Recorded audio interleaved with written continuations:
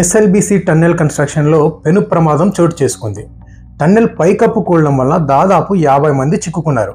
అందులో 42 మందిని సక్సెస్ఫుల్గా బయటకైతే తీయగలిగారు. ఇంకా 8 మంది టన్నెల్లోనే చిక్కుకుపోయారు. రెస్క్యూ ఆపరేషన్స్ కొనసాగుతూ ఉన్నాయి.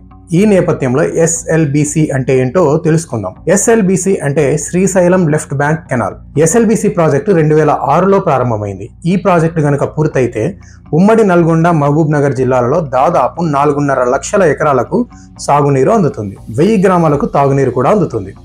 నల్గొండ జిల్లాలోని ఫ్లోరైడ్ సమస్యకు ఈ నదీ జలాలు ఓ పరిష్కారం అయ్యే అవకాశం అయితే ఉంది. ఈ ప్రాజెక్టులో భాగంగా నాగర్ కర్నూలు జిల్లా దోమలపెంట నుంచి నల్గొండ జిల్లా చందంపేట దాకా 44 కిలోమీటర్ల పొడవైన సొరంగ మార్గాన్ని తవ్వుతున్నారు. ఈ టన్నెల్లో ఇన్లెట్ టన్నెల్, అవుట్లెట్ టన్నెల్ ఉంటాయి. గ్రావిటీ ద్వారా శ్రీశైలం రిజర్వాయర్ నుంచి నీటిని తరలించే ప్రయత్నం ఇది. ఇప్పటిదాకా ఇన్లెట్ టన్నెల్ యొక్క 13.9 కిలోమీటర్ కన్స్ట్రక్షన్ పూర్తయింది.